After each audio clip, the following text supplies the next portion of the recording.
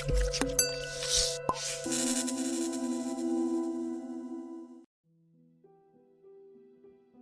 name is Olamidun Majekodunmi, and I'm the founder of Suya Bistro. So I've always had a passion for food. So I came up with the idea to try suya with different types of food. So like in burgers, in shawarmas, in crepes, and very like different foods that you would never really imagine with suya. And surprisingly, it tasted very well and it took off. Alright, I founded Suya Bistro in January 2018, and we actually started from very noble beginnings. So I founded the business with about 200,000 naira, and from then the business really thrived and we're able to fund our own growth. So this particular branch, Spa Supermarket, was our very first one. It turned out to be our biggest branch. Now we have about 5 branches spread across Lagos, and we're happy to be open again here. I was actually at home, and it was during the lockdowns and everyone was home because it was a 24-hour curfew, and I was just, on the news, following the news with my friends and my family, and the first person that told me what was happening, I actually took a nap. I took a long nap in the afternoon, and by the time I woke up, there was news all over social media that Spa Supermarket in Ikate was being vandalized and being looted. There were tons of videos, and of course you can imagine how anxious I was, because our first branch, our biggest branch, is right in the middle of the compound of Spa Supermarket. So I was scrambling through all the various videos to see what's going on and trying to keep in the loop and follow up and find out what was going on with my business. But it was very difficult to know because there was no security around. No one was around the area to call, and there was very little information that I could gather at that time. So it wasn't until later that I realized that, of course, our branch was also affected by the looting. So I came here and found my baby. My very first Suya Bistro branch, where I put in all my blood, sweat and tears, was completely torn apart.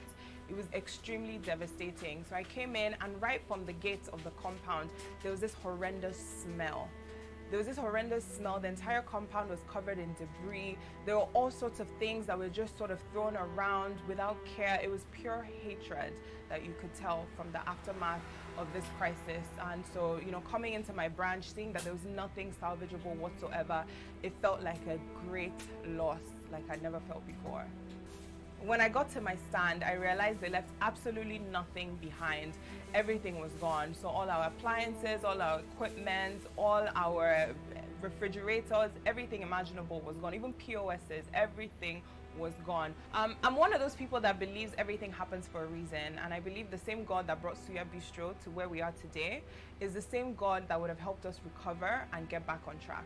So some of the things that stopped after the vandalization, so this was our biggest branch at the time, and so this branch was completely closed, and of course that took a big impact on the business.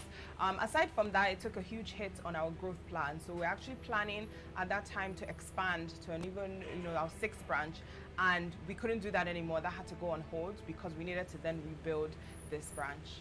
So I've interacted with Lagos State Employment Trust Fund in a different capacity in the past, but I've never been a beneficiary of any of their funds. So my experience with Lagos State Employment Trust Fund's fund was amazing. Actually, it was actually very seamless, and don't mind me saying that I was surprised how seamless it was.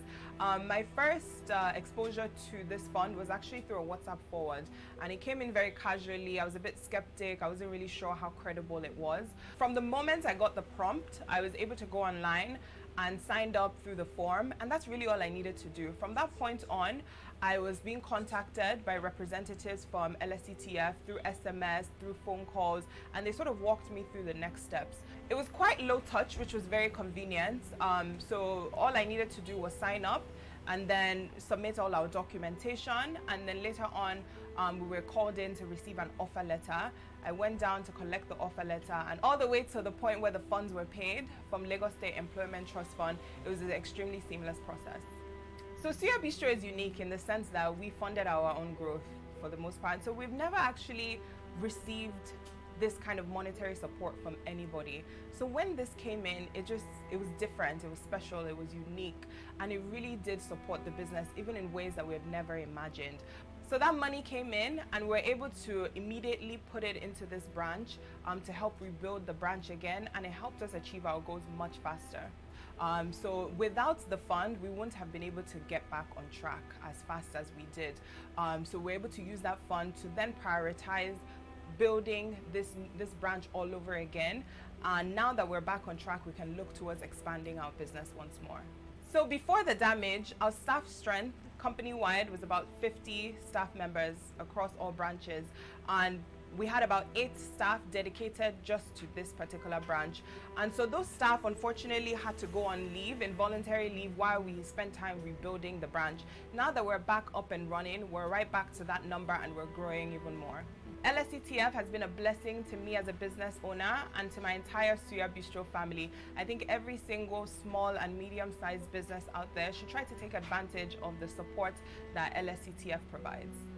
Lagos State Government, Lagos State Employment Trust Fund, and all of your donors, you're doing amazing things. You're giving people jobs, you're improving economic mobility, and you're making a huge impact. Thank you so much.